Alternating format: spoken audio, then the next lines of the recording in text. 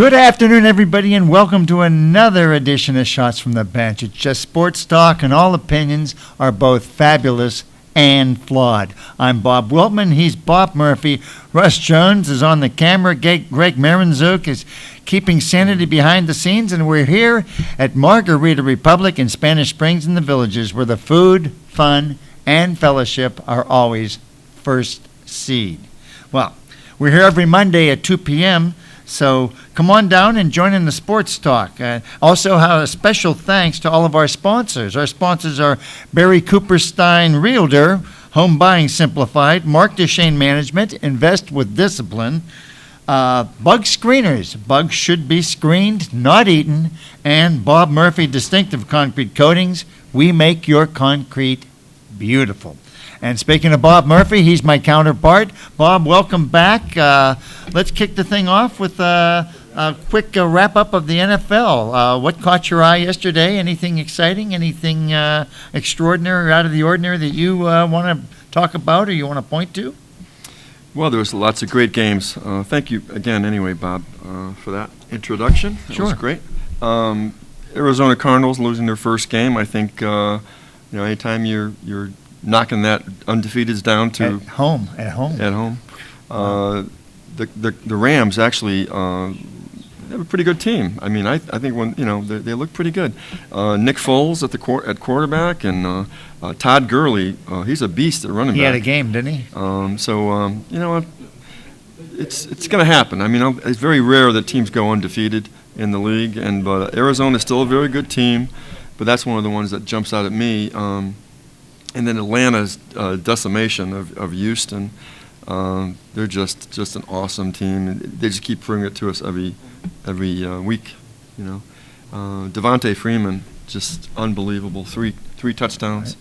Spectacular run that I saw. I didn't get to watch much of the game, but I saw the highlight of him breaking loose. He looks like he's a load. They were actually using Julio Jones as a decoy. Leonard, the other guy, Leonard Hankinson, would have an off, crazy game. So, but it's nice to be able to use Julio as a decoy, considering what he's been doing the last few weeks. And of course Green Bay's that was a tough win for them, but Green Bay, Carolina, and Atlanta. Carolina, it always helps when you're the quarterback you're playing against throws 3 picks, Jameis Winston. For Tampa Bay, that's got to be a tough team to root for right now, but he'll be all right eventually. I think he's just flustered by the moment. Let me just go back and pick your brain for 1 second on the Packers game, because what happened to this Kaepernick? 2 years ago he was everybody, the boyhood idol. Yeah. I watched him play 3 games this year. He looks like he doesn't even know where he's throwing it. And now maybe I'm being tough on the young boy, but the truth of the matter is, I remember him posing for pictures in the Super Bowl and kissing his biceps, and now, he's throwing the ball behind guys. He's getting the receivers killed, too. Well, he's definitely not the same player for whatever that reason is. I was wondering if you knew if he went through an injury or if there's something going on. Because I can't figure it out. Yesterday's game with Green Bay, it's just Green Bay's defense. They are playing tremendous defense. You add that kind of defense to Aaron Rodgers and that offense, it's going to be trouble for. I picked them as the best team right now in the NFC. But I think that's what it is. Kaepernick looked okay at times. It wasn't quite as bad as the week before, but. And he ran the ball. He got himself a few first downs by running. So do you think that's good? It almost looks like to me he's going back with the snap and he's looking to run rather than pass, and I think that's what's really throwing the. It just seems like it's throwing everything off. But like I said, maybe I'm. Well, they're missing some pieces too. He's no Russell Wilson. They've lost quite a bit to free agency and to just trading people away or whatever. So they're trying to find themselves too, but it's not going to get any easier when you're trying to do that on the fly. Yeah, well, you're right about that. Go ahead. Did you have some more things? Because I was going to bring up a couple things about. Go ahead. Basically, like I said, the NFC, you got 3 unbeatens. Green Bay had a bye this week. Carolina and Atlanta. We mentioned Atlanta. Carolina with Cam Newton looks pretty tough. I would say of the 3 teams that are unbeaten, they might not be quite as good as Atlanta and Green Bay, but we'll see. I mean, they keep winning. Well, that was going to be a question I had, is which one do you think is a quote-unquote pretender of all of them? And since he's impressed me, Denver, they're all impressive, but to me, Carolina's the one that I still – Right. I don't know why, but they're just not floating my boat right now, but maybe that's, It's interesting that both leagues now have 3 unbeaten teams, in each conference, rather, and 1 3-1 team. Of course, the 3-1 team is the Cardinals, just losing their first game. And in the AFC, it's the Jets, who look very impressive. I mean, Chris Ivory at running back and Fitzpatrick managing the game and their defense playing the way it does. I'm pretty impressed with them.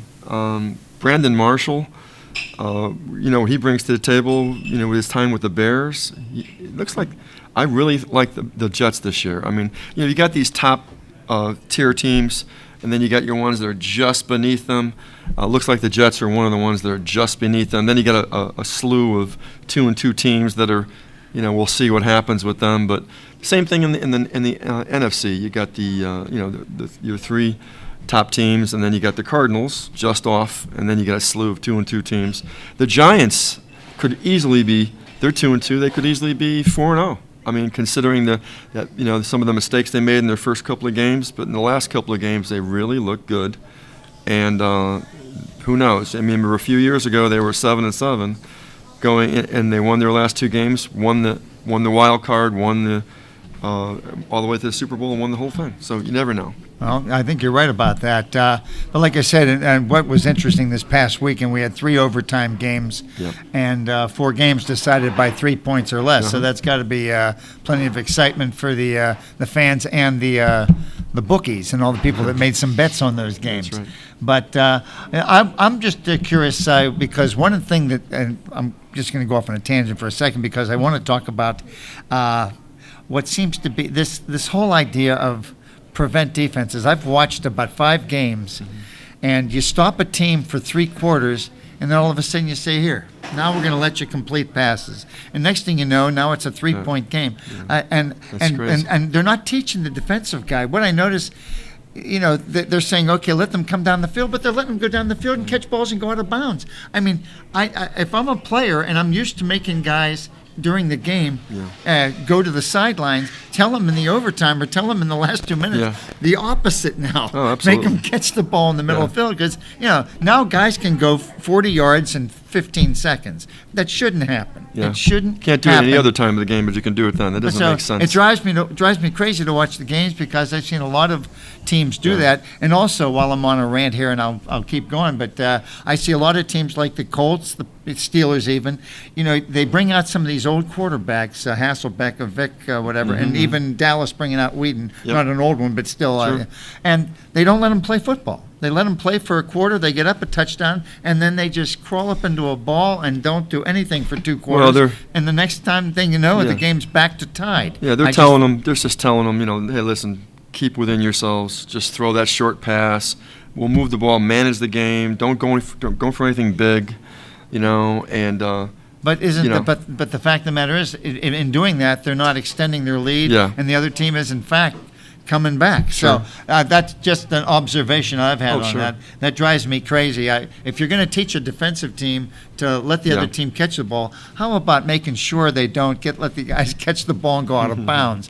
Anything but that. Absolutely. I would say a fine to anybody who lets a guy catch a ball and go out of bounds. Let him catch it inside, tackle him, let the clock keep running. But but a lot of these guys don't know how to play defense that way, and that bothers me. Didn't know if that was something that you noticed or you had any thoughts on that. But let's talk about while we're still on the NFL, the Detroit Lions. 0-3. They're the last remaining. The only team that hasn't won. And what are their chances of winning? They're playing Seattle and Arizona the next 2 weeks. Yeah, it's going to be tough. It's going to really be tough. Desperate teams can play better than they normally play. We'll see. They're playing at Seattle this week. Seattle seems to be on the rise, so that's not a good time to be playing them. Not a good time to be playing Seattle. You said they play Arizona the week after that? Yes. And, they're hosting Arizona, but again, they're going to want to stay in the hunt. They're going to be smarting because they just lost. So. I thought that I think their quarterback has some talent, and I hope he's Some of these teams, like that don't win. Where do you pull the plug on the coach? I mean, you have an 0-3 team. What if they go 0-4, 0-5, 0-6? Do you hang on? I mean, it's awful hard to have an interim coach during the year, learning, to get the players to follow. I don't think it's the coach's fault. It's probably not a good idea. Yeah, I agree with you. So that's where I just was curious where you stood on that, because that's the one thing that I've noticed is these teams can all beat each other, and it's week to week. In fact, I'm looking at some of the games coming up for some of the teams next. I'm trying to see if anything stands out. And New England and Dallas next week. Now, oh wow, how's that? Dallas, New England comes back after a week off, and they get the Cowboys. What do you think? Right. Where are they playing? In Dallas. In Dallas, I think New England is just better for sure. I mean, the home field is going to make it more exciting, obviously, for Dallas. They may hang in there for a little while, but I just can't see. I thought Whedon played pretty well yesterday, but they same thing. They got up a score, and they didn't even let them move the ball down the field. Actually, he did a great job when they got down a touchdown. So. I think the the Cincinnati-Seattle game sticks out to me. That should be next week. That's going to be. You'll find out. Where is that being played? That's in there. No, Cincy is hosting Seattle. Okay, that's Cincy. Yeah. I'll tell you, that is going to be a game. That's a game I want to see. Well, next week. They're a quarter away through the season. We're really going to know where Cincinnati is at that point. And they've played well. They've you know what? You challenged them last week. You said you said they're a great team. I said let's see where they are. Hey, right. They've impressed me. Right. They won a tough game right here. So I'll tell you what, we're going to be back. And we'll be talking more sports with you, so stay tuned, and we'll be back right after this.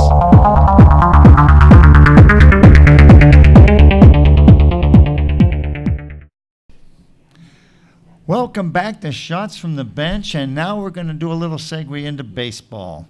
And Bob, I don't know if you've been paying much attention to the playoffs as I have, but I'm pretty much of a baseball aficionado, more so, believe it or not, than football. Oh, absolutely. And I'm pretty excited because you've got some teams with unbelievable pitching staffs making the playoffs, and then you got you got a couple teams like Toronto that just knocked the cover off the ball. So I'm pretty excited about it. Yep. I think let's talk National League first, and let's talk the Mets first. I know you're a Mets fan. Now I know they sat a lot of their big bats down the last couple of days, so I don't get all excited when they go 2 or 3 games without scoring runs because they're just protecting their players and keeping them healthy, and that's the way they should do it. But I think they're primed and ready to do some damage because their young pitchers look real good and real focused. It's going to be an interesting series with the Dodgers. The Dodgers have the big two, Clayton Kershaw and Zach Greinke. Yeah, Greinke. And the Mets got their big 3, and I think the Mets have overall a more balanced team. I think they have more hitting in the lineup. And if they can get by those first 2 guys and kind of equal them or be close to equaling them, they have a good shot at winning the series. It's only a best of 5 in these division series, so we'll see what happens there. Well, I see the Dodgers got Puig back, and he's always a dilemma to me because he's an interesting player with talent, but he looks like he is maybe the most unfocused baseball player I've seen in the last 50 years. Now, maybe I'm wrong, but it seems to me like his head's never in the game. Now, I don't know if the Dodgers... That's his reputation, I guess. Yeah, well, I wondered if that was something, you shared the same thing I did, but every time I watch the Dodgers play, because that type of stuff, I'm such an old school guy, drives me crazy to see somebody who plays who's not paying any attention to how many outs there are, and he's trying to take extra bases at wrong times. It just drives me crazy. So I don't know. Well, we hope he does that against the Mets. I was going to say, I don't know if that's going to do him good. We'll be looking for that. Well, I wanted to also take a real quick touch on this one-game playoff coming up on Wednesday between the Pirates and the Cubs. Both the teams have the second and third best records in all of baseball, and they're having to play a one-game series. And I'll tell you what, I haven't seen a more productive, unhittable pitcher in the last 4 months than this Jake Arrieta. So 22-6. I tell you, his stats are going to scream how good he is. But more importantly, he seems to have the Pirates' number big time. The Pirates don't seem to be able to get the ball out of the infield long. Well, I think, even though they're playing that game in Pittsburgh, I think that the Cubs have a good shot at getting through there with him pitching. That's the thing. Even though I'm a Pittsburgher at heart, I have to admit, if I was a betting man, I'd have to go with Arrieta because every time I see him pitch, it looks to me like he doesn't, nobody's challenging him at all. When you look at the Cubs pitching staff,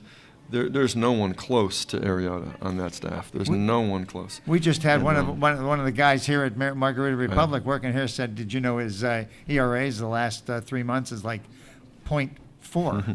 It's unbelievable. He is clearly going to help them get through that series. But to get through Pittsburgh, I think that's a possibility. Even though I think maybe Pittsburgh may be an overall better team, but they're playing a one-game playoff. That doesn't matter. It's a one-game playoff. It's a pitcher's series. Overall, I think, like I said, they're a better team, but I think it's not going to matter when you get Arrieta pitching in one-game playoff. All that matters is who can wheel out the best pitcher, and I think Arrieta now is as good as anybody. So the winner of that majors. The winner of that series would play the Cardinals at St. Louis. And I like both Pittsburgh or Chicago against St. Louis in a 5-game series. But for a one-game series, like I said, you just got to like Arrieta. I think. Yeah, but I don't know. In a 7, if they get that far, well, in the division series, it'd be a 5-game series. They're not going to get to pitch them, but once, maybe twice, twice. That's what I mean. You can wheel out your pitchers twice. I don't know if they can pitch them any more than that, but it's going to be interesting. Of course, the Yankees started off tomorrow night in New York against the Houston Astros. So they are hosting. Yes. Okay, but that's What do you like about that? Well, it's Keuchel pitching for Houston, and is Tanaka healthy? I guess he is. They wouldn't be pitching if he wasn't. But I don't see that being a high-scoring game because of the pitchers involved. That should be very, very interesting. 20-8. I guess he has a 3.38 earned run average, which is okay. It's not dominant like Renke or Arrieta or somebody. He's not. But he's a good, solid left-handed pitcher that seems to have come into his own pitching this year, because I remember watching him when he was getting shelled 2 or 3 years ago, but you could tell he had some electric stuff. He just had to get it under control, and now he's doing it. But Tanaka, the big question for me is, because I know he missed quite a bit of the season, so with an injury, but I guess his arm's feeling pretty good now. So well, we'll see. We'll see what happens. But, I guess the winner of that series plays Kansas City in Kansas City. That's would be an the undertaking, because Kansas City is slowly put all the parts in place to really, really make a run. And so I'm expecting it's going to be Kansas City and Toronto. But what do I know? But they seem to me to be the two teams that are Toronto with their pretty close to 3 guys. I mean, one guy had 39 home runs, the other 2 had 41 and 40. Ridiculous. That's a pretty powerful lineup right there. Ridiculous. Yeah. That's the way they did it. I mean, pitching wise, they're so-so, but it's hitting. I think pitching and defense seem to win in the postseason, don't you think? There's no question. No question, you're right. And one of the things that, and I always talk about this because the Pirates had him twice, but Batista batted 450 times 3 years in a row and didn't hit more than 12 home runs for pitch. Right. So I don't think it's anything to do with steroids, but I mean somebody saw some potential, or because now he just every other game he's jacking one out of the park. I'm just amazed, because I watched that guy play and he was a good ball player, but he never showed anything even remotely close to that type of power. We've got Texas going into Toronto to play the Blue Jays. That's going to be an interesting 5-game series. Now, help me out, because I'm serious about this. Any pitchers that the Texas wheels out that is dominant? Because I can't think any good pitchers on Texas team.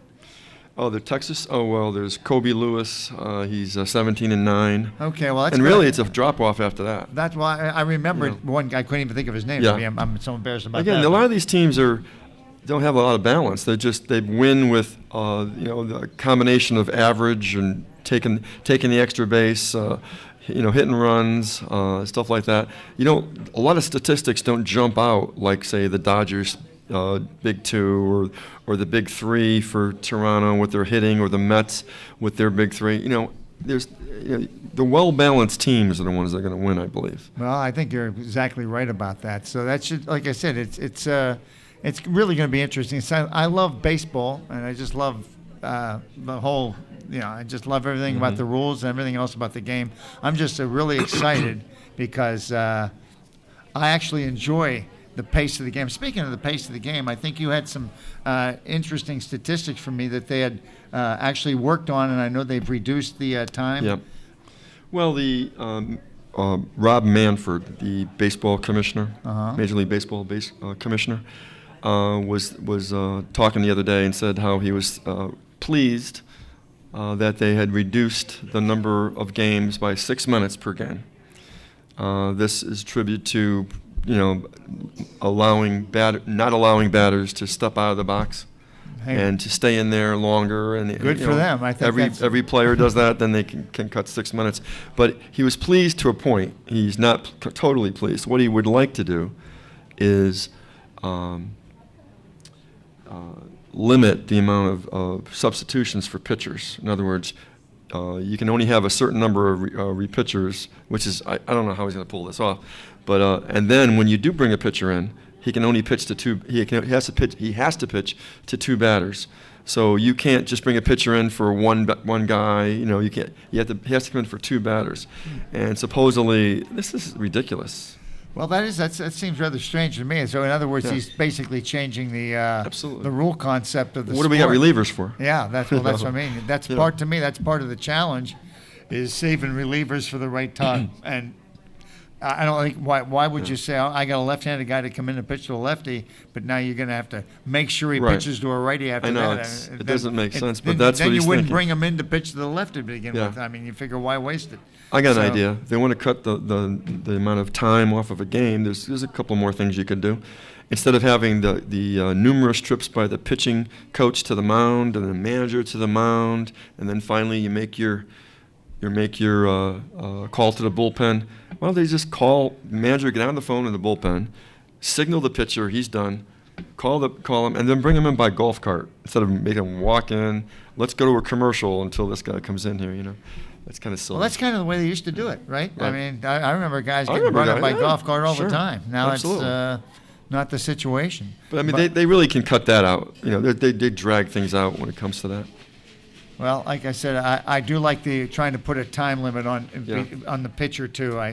Some of these guys, some pitchers are great and they take the ball and they fire it. Sure. Some guys stand up there and they When we come back from the break, I want to talk about a performance that happened over the weekend in Major League Baseball that I thought was really outstanding. Well, we're looking forward to that, so we'll be back to hear about that, and we'll have a lot more other things to talk about, including we're going to do one of our first Stump the Panel segments. So we're going to go out into the crowd here, and we're going to see if somebody can actually stump us, which isn't really probably not as hard as we'd like it to be, but we are ready to go. So please stick around. We are going to have that. We're going to talk a little bit about the President's Cup also, talk a little bit about college football, and then I've got a bunch of quirks that I'm going to get off my chest that we're going to be talking about in the segment after that. So stay tuned. We'll look forward to talking to you again right when we come back.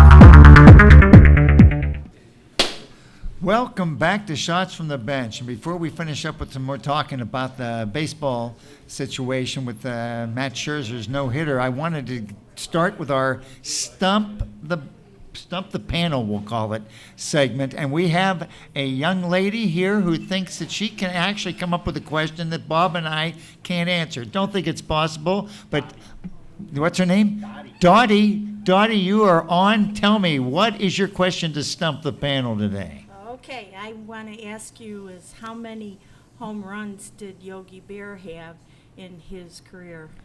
Wow, I think I know Mr. Murphy may be able to get that one right on the nose, in which case you have to give him, I think, $50. Isn't that the way? Okay, I wasn't sure what well, we tried. Well, is it Dottie?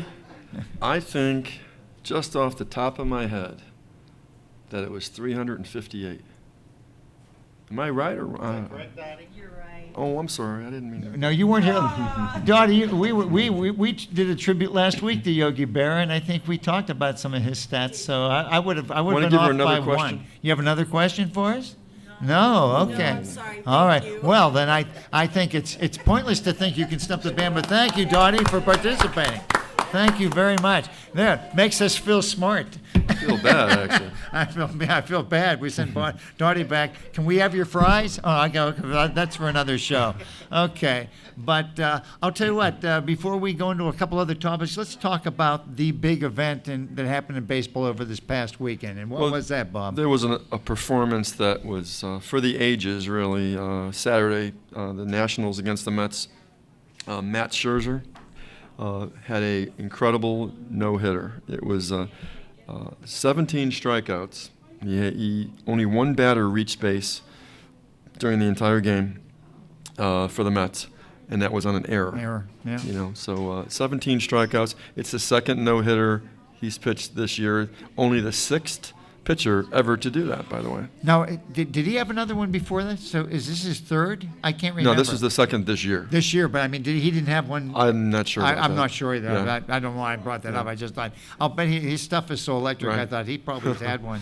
And I'll bet Nolan Ryan's had done it a couple times. Right? Oh, Nolan Ryan's done it a bunch of times. I mean, like 2 in 1 year. Oh, sure. That's pretty good company there. On the other side of the coin, not the greatest pitcher, but Shelby Miller of the Atlanta Braves. Okay. He pitched 24 starts this year, and he won his first game. Let's give it out to Shelby Miller. 24 starts and 24 1 win? starts. He finally got a win. He was 1-17, and that's a good way to start next season, with at least going out with a win. But he had 24 starts and did not get one victory until yesterday. Well, that's perseverance, and that's a good coach. But and Shelby's a big boy, so that's pretty impressive. But and one other thing I wanted to say, talking about milestones, and I heard this, and I thought it's probably not that big a deal, but maybe it is. The relief pitcher for the Pirates, Mark Melanson, pitched a perfect game for a relief pitcher. He had 9 innings he pitched that were all up and 3 down, and somebody said that's only happened like once in the last 28 years. Or something. Nine straight? Yeah, he pitched. He came in and pitched in 9 relief appearances, and nobody got a hit off him in 9 innings. I thought, or it got on base on him. So that's similar. Don't know if that's a big deal or not, but hey, we've got a lot of other things to talk about, and one of the things I wanted to bring up, and we'll be brief on this. Before we get into some golf talk, but I wanted to talk about college football. Now, Purdue loses by 3 to the number 2 team in the nation, Michigan State. Purdue, hey, I got nothing against Purdue, but Purdue, I think you and I and Russ and Greg, and we can get the bartender and a couple other ladies here, and I think we can go out and give Purdue a heck of a game. And for them to be able to take Michigan State to a 3-point loss. I know. Is it good coaching? Is it just the talent? I think they look past these teams. I really do. Is that what it is? I really do. It makes sense to me. I mean, it wasn't just that game. I mean, look at Ohio State and Indiana. You're right. At the same thing. Indiana had a chance at the end there to. That's right. They were down knocking on the They doorstep could have. to tie That's the right. game up. Yeah. That's right. And speaking of Ohio State, number 1 team in the country. I don't think they're playing the right quarterback. I really don't. Cordell Jones is the one that won the championship for him last year. He filled in the playoffs and the championship game, and made it happen. And Urban Meyer has said that's my quarterback. That's my quarterback. But you know what? J.T. Barrett was the quarterback for 12 games, when Barrett, and that's a bigger amount of work to be looking at. 12 games versus a few games. I think that he's the better quarterback on that team. You watch Cordell Jones in the red zone and moving that ball. He's missing a lot of throws. He seems flustered at times. I think J.T. Barrett is the one that's going to, a team that's number 1 in the world shouldn't be squeaking by a team like that. You got to be dominant, especially the number 1 team in the country, a champion. I would agree. Back-to-back weeks were Northern Illinois and. Do you think it's just Urban Meyer's being stubborn, not wanting to make the change? Well, but he's playing Barrett at wide receiver or something right now, or isn't he putting him in a slash role? No, that's another Barrett, guy. Okay. Yeah, there's another guy that was a quarterback. That's where I got confused on it. But Barrett is the actual backup. Yeah. But I guess he'd say they won the games and he's the coach. But you know what? If they keep having problems, I guarantee you'll see what you're you're calling for there. So. I think Alabama, the victory over Georgia was important for them too. Quite a statement. Kept them in the hunt for the national championship later on in the year. Quite a statement. I mean, coming off the Ole Miss loss, going in there and stomping Georgia at their home and in Georgia. Whoever thought that would happen quite like that? That was amazing. And speaking about who would have thought it would happen, how about the Gators? Taking Ole Miss and just trouncing them 38-10. That's amazing to me. I think they found themselves a quarterback, Will Greer. Now you probably know this better than I, because I know you're pretty astute on some of these football teams. But is Muschamp, wasn't he the coach before the new coach? Right. Now, are these players? I mean, he's basically playing with Muschkamp's players, right? Well, there's some players. I'm pretty sure Will Greer was there last year. I believe he's a sophomore. Well, as far as I know, he's certainly getting a lot more out of them. I tell you what. And he came in this game and he was actually not feeling well. If he's going to play like that when he's not, he threw 4 touchdown passes to 4 different receivers in the first half, and they were up, big in the first half, on their way. And their defense was just opportunistic and jumping all over Ole Miss. So and they made the biggest jump in 1 week that I can remember.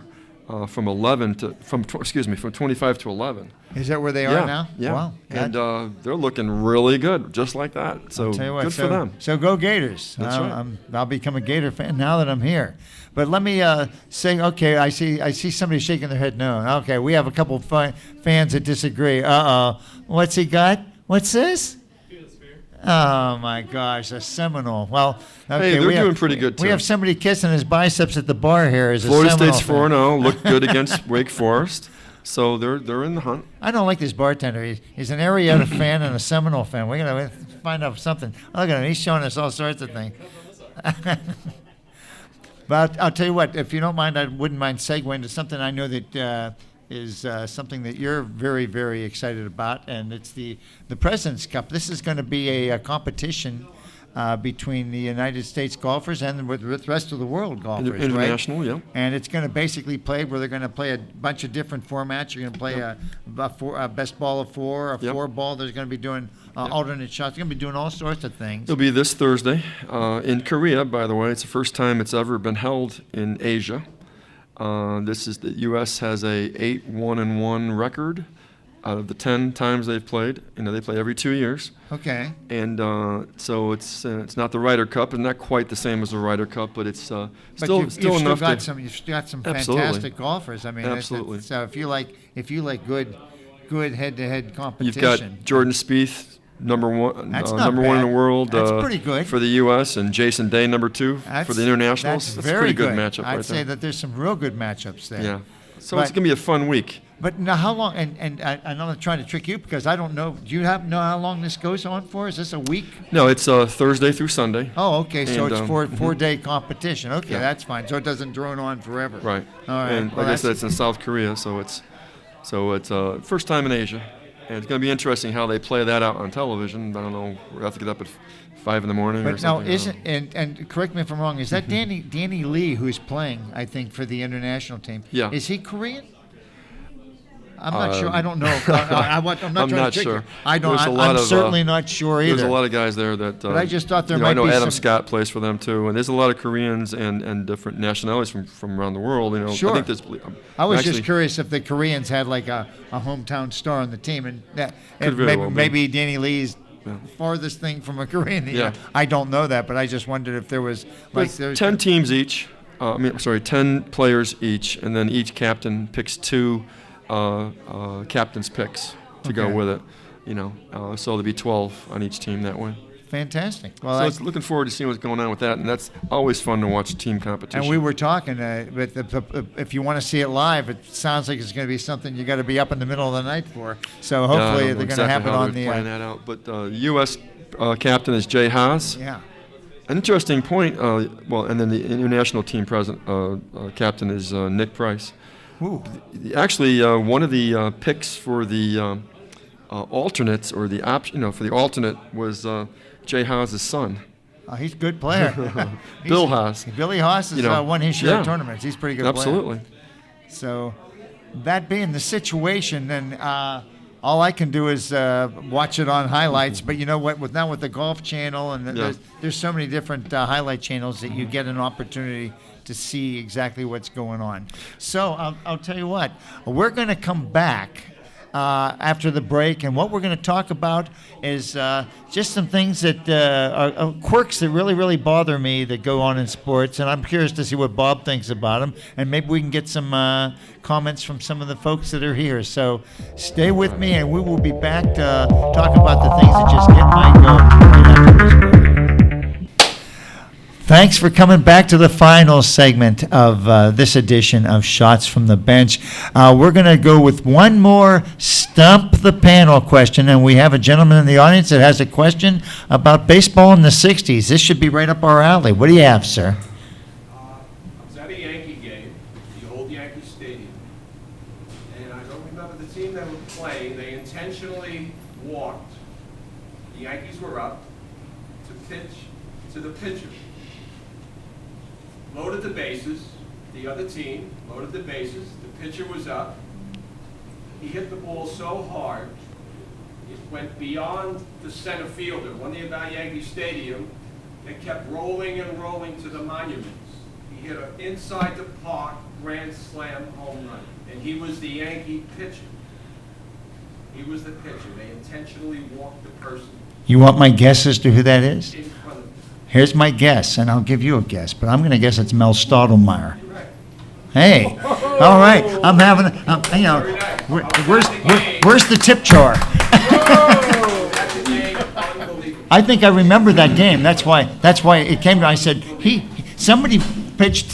He went to him, Fastest he probably ever ran in his. but he was a decent hitter though. He kept going. Yeah, I remember that. And so that I do remember that. So I got lucky. Very good. I got lucky on that one, folks. But I'll Very take it. good. Thank you. See you, folks. So We- thank we- you for the question. I appreciate that. We've got another one. Oh, Another one. I'm ready. Another one. Okay, this better. What's this have to be about?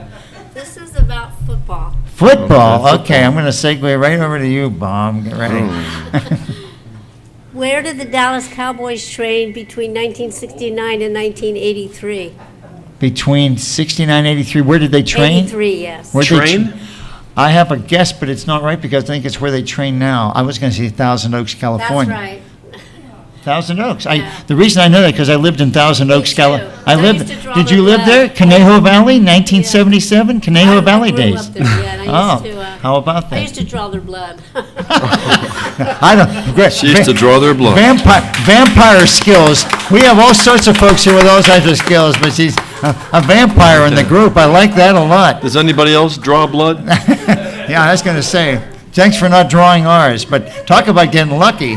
But I lived in California at the time. I So think Pittsburgh also drew their blood a few times.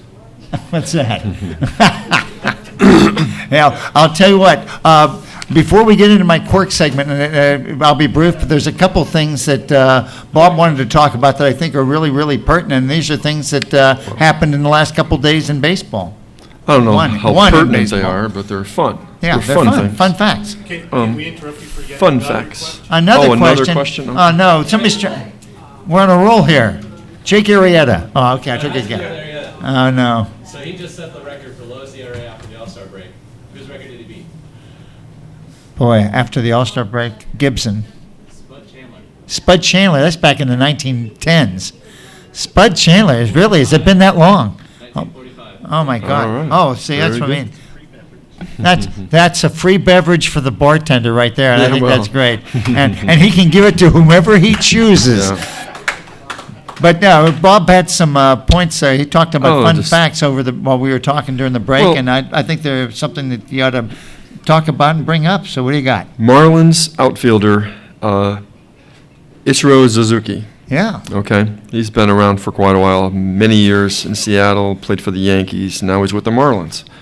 They let him pitch yesterday in the 8th inning. I love when stuff like this happens. You know, two teams that are out of it, Philadelphia and the Marlins. So he comes in, and it's always fun to watch because you never know what to expect, And it's not only that, if he starts to succeed, it's fun to watch the team that he's pitching against get all mad and everything because Sure. they're striking him out But or whatever. they're in But the last he game did of the pretty year. well. He had an 88-mile-an-hour fastball. That's spectacular. He was throwing curveballs, and he looked good. He gave up 1 run and 2 hits. I mean, there's some pitchers don't do that good all the time. I love when they do stuff like that. I think that's great, and I Yeah, also, for like I sports. said, when people do it, I only get mad if they send guys out there and they can't throw Yeah. strikes. Mhm. But if he came in and it sounded to me like if he has an 88-mile-an-hour fastball, the guy's got a live arm and he was throwing strikes. Sure. So I think it's great. I couldn't be. I think that would be a fun I just thing love to watch. when you have an opportunity to do something like that and you go ahead and do it. And you also had a spectacular point about one of the other NFL players, Well, it was actually a college player. college player. I'm sorry. Tulane really beat UCF 45-31. But an interesting thing happened in that game that is not in the major headlines or anything else. The first player ever in Division I, a blind player, played in that game. How about Blind. that? He was the long snapper. He didn't play every time. On their last touchdown, he came in and he snapped the ball on their extra point. Yes. Wow. How And about that? that's the first time a blind player ever played in Division I college football. So now That you know. I didn't know. Now that's news you can use right there. But how about that? Did you have another one, or those are the ones that we were That's talking pretty about? much it, I Because I think guess. that's pretty cool. I'll tell you what. I think it's time for me to get on my high horse again. And these aren't complaints, but these are all things that I Yeah. question about baseball. I'm gonna say now that the season's over, the questions are going to abound about who are the MVPs in both leagues and who are the Cy Young candidates. And the old question, and I don't subscribe to this, is if the team isn't winning, the guy can't be the MVP. And I don't understand that. I don't get it. I don't think your team has to be in the playoffs for you to be the MVP or the Cy Young winner. I think it's an individual achievement. It's not a team Yeah. achievement. So what difference does it make? I don't even pay attention to the MVP races. I just think it's Yeah. silly that I guess everybody's talking about Harper. That's the Nationals guy, and they're not going to the playoffs. But I guess he's tied for the league in home runs, and he tied second in batting average, and. I don't care where they'd be without him because there's no way to know that. But I just think it's silly that he should be docked votes. I know, and I don't think he should be docked votes. no. that's what I mean. Just because his team's not winning, that's my personal opinion on that. That's always bothered me. Same thing with Cy Young. So, well, how do you feel about it? Do you think that? Well, I think- does it have to be? And because the NFL does it too. Well, you have to give it to a guy whose team is winning. I think. I think the Who's Cy that? Young Award should be given to the best pitcher, no matter where he's Yeah, pitching. and No matter- same with if MVP. you're on the worst team and you're 24-7, you're the best pitcher. You're the best pitcher. The MVP is a little different, I think. Could be Okay. potentially a little different. All right. I think you might be Player of the Year if they have a Player of the Year, and then you can be the MVP. The MVP, I think, should come from the top team in the league. Okay. You All know, right. Most valuable player. Most valuable. All right. You know, Like I said, and while I don't disagree with that, I question as to why Yeah. that has to happen. Sure. And so I'm going to. Why do you think just because the team has to be doing well in order for Yeah. him to be a valuable There player? are some exceptions depending on how good they are. Yeah. But I mean, that's the way I usually look at it. All right. Well, I just wanted to bounce this off of Yeah. something that really bothered Sure. me. And another thing, and this is stuff that I really want to bounce this off you and bounce off the people here because this is a question that has always intrigued me.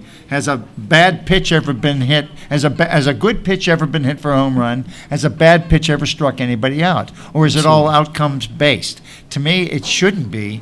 But you can throw a great pitch and have somebody hit it for a home run. But I'm curious because I think we look at things like that when I hear announcers Yeah. talk. It's all outcomes based. Well, he threw a bad pitch. And I think, well, how do you know? If you hang a curveball, that's Every- one thing. every Can a batter's guy go different. down and Yeah. throw a beautiful pitch on the outside corner down low, and a guy reaches out and gets it and puts Some- it over the right field fence? Does that mean it was a bad pitch? Yeah, some batters love to hit the low ball way like 6 inches off the ground. They go reaching down and boom, hit a home run. The next guy can't find that ball. everybody's different. You just got to know the batter who you're pitching against, I guess. Well, And that one's always bothered me just because everybody assumes that if you hit a home run, the guy threw a bad pitch. I said, no, not necessarily. The guy might have thrown a great pitch. you know what bothers me is, and I said this, I know rules are rules. You got to go by the rules. Okay. But the one that really bothers me all the time is a strikeout and the guy winds up on first because you have a strikeout pass ball or strikeout wild You just pitch. don't like the rule, or? I just don't like the rule. I think if you struck out, you struck out. Now, if you've got guys on base already and the ball goes back behind the catcher, then sure, go ahead, take your extra base or score if you have to. I just don't like the guy that struck out. He's out, as far as I'm concerned. Doesn't the Gotta catcher, go by the rules. as a pitcher, you get credit for the strikeout even though the guy's on first base. Yeah. So doesn't the catcher have an obligation to make the play? Yeah. Well, again, I just it's just one of those things that I look at like I just don't like it. Well, and last thing I'll bring up, and this is always something that gets my goat, is when the announcers talk, well, this guy's 6 for 14 off of Jake Arrieta or something. Mm-hmm. First of all, you don't know. Maybe he threw a couple lousy pitches. I mean, maybe he hung a couple pitches. Yeah. That always drives me crazy. I need a bigger sampling than 6 out of 14 Yeah. to justify, well, you're bringing this guy up to bat against. That just bothers me. I don't know how you view it, but to me, I hate. I know guys have to try to Yeah. make it interesting and talk about Sure. things, but I just think, good grief! Don't tell me 6 for 14. Mm-hmm. He's a better batter to bring up against the guy. You don't know. Yeah. What if the guy threw lousy pitches to him before? Different situations. Oh, absolutely. Okay, so you agree with me there on that one? Oh, I agree with I'm you. just curious. I was curious how does that bother you? No, not Okay. really. All right. Well, No. I'm just trying to find somebody else who's bothered besides me, and so it's just not that easy to find.